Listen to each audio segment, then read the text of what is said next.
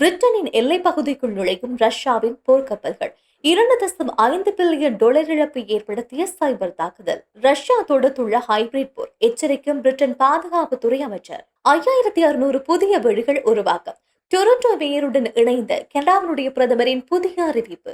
ரஷ்யாவின் மறைமுக சதி. பிரிட்டனின் விமான நிலையங்களில் பாதுகாப்பு பலப்படுத்தல். மற்றும் ஒரு சட்டவிரோத ஊடுருவலுக்கு தயாராகும் சியோட்டோ எல்லை.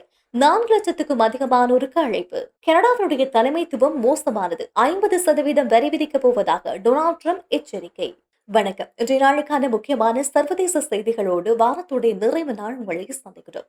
பிரிட்டனுடைய பிரத்யேக பொருளாதார மண்டலங்களை இலக்கு வைத்து ரஷ்யாவுடைய போர்க்கப்பல், உளவு படகு மற்றும் நிழல் படையினுடைய நடமாட்டம் கணிசமான அளவு அதிகரித்து வருகின்றது. பிரிட்டனுடைய கடற்படையினுடைய புதிய தரவுகளை அவதானிக்கின்ற நேரம் கடந்த ஓராண்டில் மட்டும் 90க்கும் மேற்பட்ட ரஷ்யாவோடு தொடர்பு கொண்ட கப்பல்களை கண்காணிப்பதற்காக கிட்டத்தட்ட 116 முறை பிரிட்டனுடைய போர்க்கப்பல் குறித்த இடத்துக்கு அனுப்பப்பட்டிருக்கிறது என்ற விடயம் தெளிவுபடுத்தப்பட்டிருக்கிறது.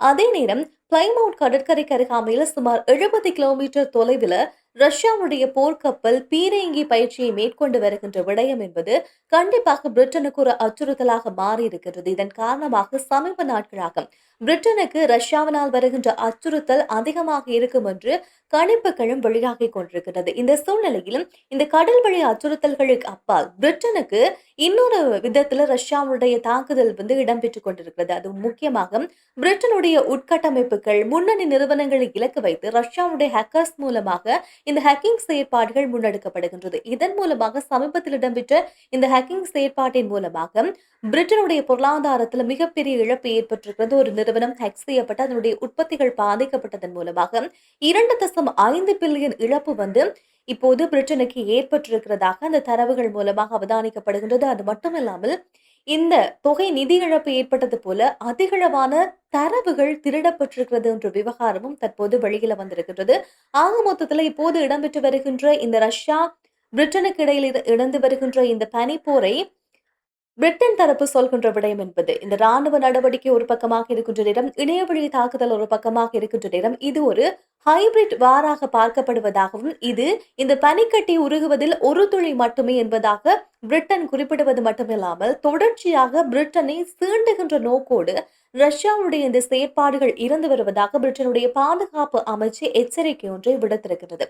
இதை அடுத்து நாட்டினுடைய முக்கிய கடலடி மின் உற்பத்தி சார்ந்திருக்கின்ற விடயங்கள், அதே போல தகவல் தொடர்பாடல் கேபிள்கள் சார்ந்து, அது மட்டும் இல்லாமல் முக்கியமான உட்கட்டமைப்புகள், அதே நேரம் கடலுடைய எல்லை பாதுகாப்பு, இதையெல்லாம் சரியாக ரஷ்யாவுடைய இப்படியான தாக்குதல்கள்ல இருந்து பாதுகாக்கும் நோக்கோடு கிட்டத்தட்ட 1.5 பில்லியன் மதிப்பிலான ஒரு கூட்டு நடவடிக்கை இப்போது மும்முரமாக பிரிட்டன் தரப்பினால் மேற்கொள்ளப்பட்டு வருகின்றது.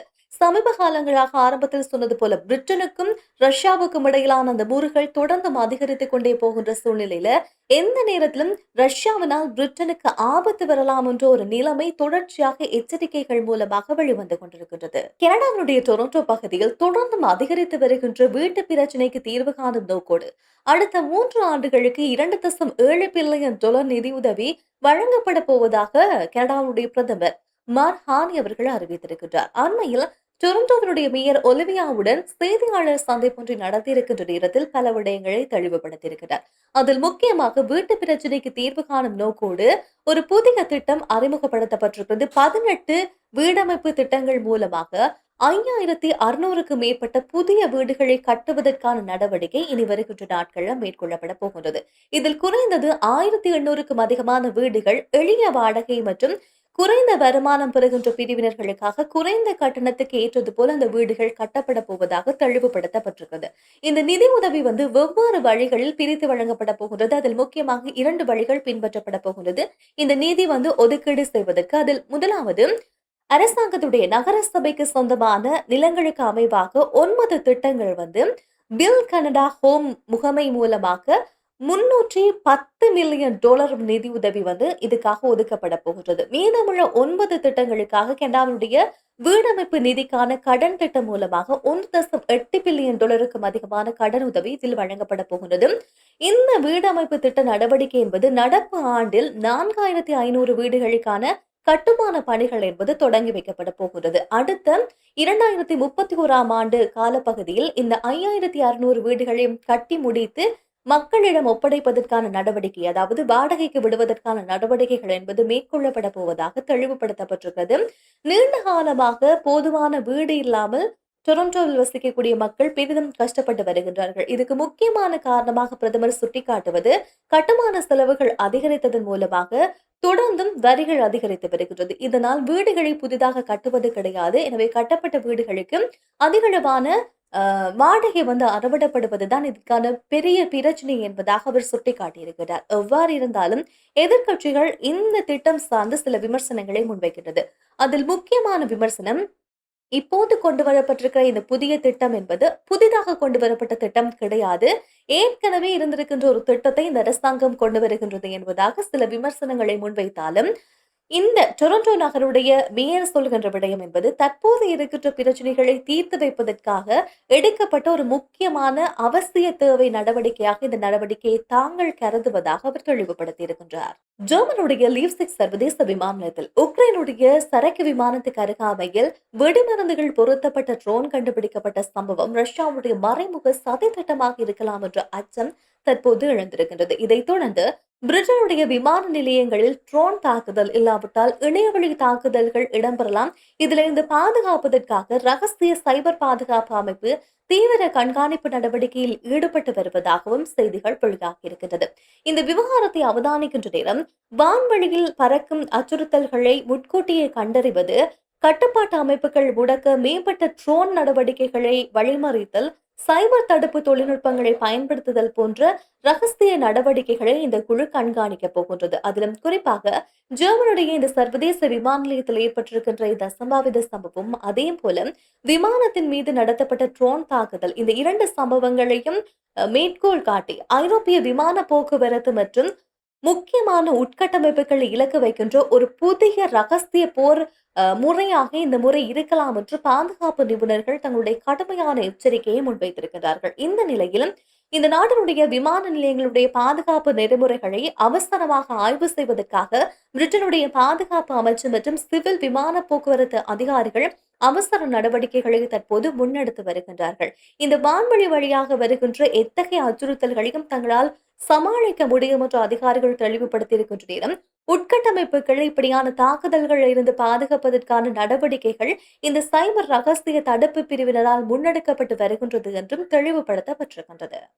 சியூட்டா நகருக்குள் ஆகஸ்ட் 15ஆம் தேதி மீண்டும் ஒரு பெரிய அளவிலான சட்டவிரோத குடியேற்ற ஊடுருவல் நடைபெறப் போவதாக சமூக ஊடகங்களில் செய்திகள் பரவப்படுகின்றது. இதைத் தொடர்ந்து ஸ்பெயினுடைய சிவில் கார்ட் காவல்துறையினர் தீவிர விசாரணைகளை முன்னெடுத்திருக்கிறார்கள். இந்த சம்பவம் தொடர்பாக அவதானிக்கின்ற நேரம், பேஸ்புக், வாட்ஸ்அப் மற்றும் இன்ஸ்டா உள்ளிட்ட சமூக ஊடக கணக்குகளை இலக்கு வைத்து ஒரு கும்பல் 4 லட்சத்துக்கும் அதிகமானவர்கள் இருக்கக்கூடிய ஒரு ஊடக வலையமைப்புல இந்த செய்தியை பரப்ப ஆரம்பித்திருக்கின்றார்கள். சமீபத்தில் இவ்வாறான ஒரு எல்லை தாண்டுகின்ற நடவடிக்கையில 70,000த்துக்கும் அதிகமானவர்கள் ஈடுபட்டார்கள். இந்த சம்பவத்திலேயே 80க்கும் அதிகமானவர்கள் பலியாகிய சூழ்நிலை பெருமளவில் பரபரப்பை ஏற்படுத்தி இருக்கின்ற நிலையில், மீண்டும் ஒரு எல்லை தாண்டுகின்ற நடவடிக்கைக்கான அழைப்பு சமூக ஊடக கணக்குகள்ல இடம்பெற்று வருகின்றது. அதுவும் ஆகஸ்ட் மாதம் 15ஆம் தேதி என்று கூறப்படுகிறது. ஆனால் இந்த ஆவணங்களை அவதானிக்கின்ற நேரம், சமூக வலைதளங்கள்ல பரப்பப்படுகின்ற செய்திகளுக்கு உறுதிப்படுத்தக்கூடிய எந்த விதமான தடயங்களும் இப்போது வரைக்கும் கிடைக்கவில்லை. அதாவது நடவடிக்கைகள் எதுவும் இப்போது வரைக்கும் கண்டுபிடிக்கப்படவில்லை காவல்துறையினர் தரப்பினரால. ஆனா இதுல மிக முக்கியமான ஒரு விஷயம் குறிப்பிட வேண்டும். இதற்கு முன்பாக இடம்பெற்றிருக்கின்ற இந்த எல்லை தாண்டுகின்ற நடவடிக்கையிலும் சமூக ஊடக கணக்கு தான் மிகப்பெரிய பங்கு வகித்திருக்கிறது. சமூக ஊடக கணக்கின் மூலமாகத்தான் இந்த எல்லை தாண்டுகின்ற நடவடிக்கைக்கான அழைப்பு விடுக்கப்பட்டிருந்தது.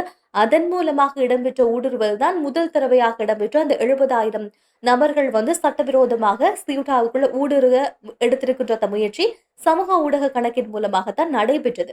எனவே இப்போது இடம்பெறுகின்ற இந்த அழைப்பும் உன்னிப்பாக கண்காணிக்கப்பட்டு வருகின்றதாக தற்போது மொரோக்கோவினுடைய எல்லை பகுதியில தடுப்பு நடவடிக்கைகள் முன்னெடுக்கப்படுவதாகவும், ஸ்பெயினுடைய எல்லை பாதுகாப்பு தற்போது தீவிரமாக பலப்படுத்தப்பட்டு வருவதாகவும், எந்த விதமான ஊடுருவல் நடவடிக்கைகள் மேற்கொள்ளப்பட்டாலும் கடுமையான சட்ட நடவடிக்கைகள் எடுக்கப்பட்டு அது முறியடிக்கப்படும் என்று ஸ்பெயினுடைய பாதுகாப்பு படையினர் குறிப்பிட்டிருக்கிறார்கள்.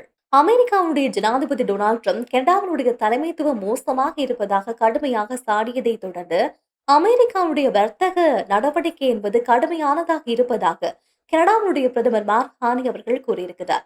லாஸ் ஏஞ்சலில் நடைபெற்றிருக்கின்ற ஒரு கூட்டத்துக்கு பிறகு பேசிய ட்ரம்ப் கனடாவுடைய தலைமைத்துவம் மிக மோசமானதாக இருப்பதாக ஒரு குற்றச்சாட்டை முன்வைத்திருக்கின்றார். இதன் மூலமாக அமெரிக்காவு தொடர்ந்தும் ஏமாற்றப்படுகின்றது. வரி மூலமாக கனடா அமெரிக்காவை தொடர்ந்தும் ஏமாற்றி வருவதாக வருகின்ற ஆகஸ்ட் மாதம் 19ஆம் தேதிக்கு பிறகு கனடாவுடைய பொருட்கள் மீது 50% வரி விதிக்கப் போவதாக ஒரு எச்சரிக்கை ஒன்றை விடுத்திருந்தார். இந்த எச்சரிக்கையை தொடர்ந்து இதற்கு பதில் சொல்கின்ற வகையில் கனடாவுடைய பிரதமர் மார்க் ஹானி அவர்கள் எந்த ஒரு வார்த்தை சொன்னாலும் பயன்படுத்தினாலும் கனடாவுடைய தொழிலாளர்களையும் வணிகத்தையும் பாதுகாப்பதற்காக எங்களுடைய நாட்டு அரசாங்கம் தொடர்ந்து முன்னின்று செயற்படும் என்பதாக அதுக்கு பதில் கருத்தையும் சொல்லியிருக்கின்ற நேரம் அமெரிக்கா ஏற்கனவே அலுமினியம் போன்றிருக்கின்ற பொருட்களுக்கு அதிகளவான வரி விதித்திருக்கின்றது. இந்த வரி விதிப்பு என்பது அமெரிக்காவுக்குள் அலுமினியம் சார்ந்த பொருட்களுடைய விலை என்பது 58% அதிகரிப்பை சந்தித்திருக்கின்றது. இந்த வரி விதிப்பு பிரச்சனையினால் அமெரிக்காவுக்குள் இருக்கின்ற உற்பத்திகள் அதிகமாக பாதிக்கப்படுகின்றது என்ற விடயத்தை சுட்டிக்காட்டியிருக்கின்றார் கனடாவுடைய பிரதமர் மார்க் ஹானி அவர்கள். இந்த நிலையில இரண்டு நாடுகளுக்கும் இடையிலே தொடர்ச்சியான இந்த உறவு என்பது முருகல் நிலையிலே போய்கொண்டிருப்பதை அவதானிக்க முடியும். சமீபத்திய நாட்களில் இடம்பெற்று வருகின்ற விடயங்களை அவதானிக்கின்ற நேரம் இந்த விஷயங்களை எங்களால் தெளிவாக புரிந்து கொள்ள முடியும். இந்த சூழ்நிலையில கனடாவுக்கும் அமெரிக்காவுக்கும் இடையில இந்த உறவை சுமூகமாக மாற்றுவதற்காகவும் வருகின்ற ஆகஸ்ட் மாதம் 19ஆம் தேதி அந்த கெடு விதித்திருக்கின்ற காலம் என்பது நெருங்கி வருகின்ற சூழ்நிலையில் கனடாவினுடைய உயர்மட்ட பேச்சுவார்த்தை குழுவினர் வாஷிங்டனில் இருக்கின்ற அமெரிக்க பிரதிநிதிகளோடு தொடர்ந்தும் பேச்சுவார்த்தை நடத்தி வருவதாக சமீபத்திய செய்திகள் மூலமாக அறிய முடிகின்றது. எப்படி இருந்தாலும் அமெரிக்காவுக்கும் கனடாவுக்கும் இடையிலான இந்த முருகல் என்பது ட்ரம்ப் அவர்கள் பதவியேற்றதுக்கு பிறகு கடுமையாக அதிகரித்து வருவதை எங்களால் அவதானிக்க முடிகின்றது. இன்றைய நாளுக்கான முக்கியமான செய்திகளை உங்களுக்காக கொண்டு வந்திருக்கின்றோம். மீண்டும் அடுத்த வாரம் உங்களை சந்திக்கலாம். நன்றி, வணக்கம்.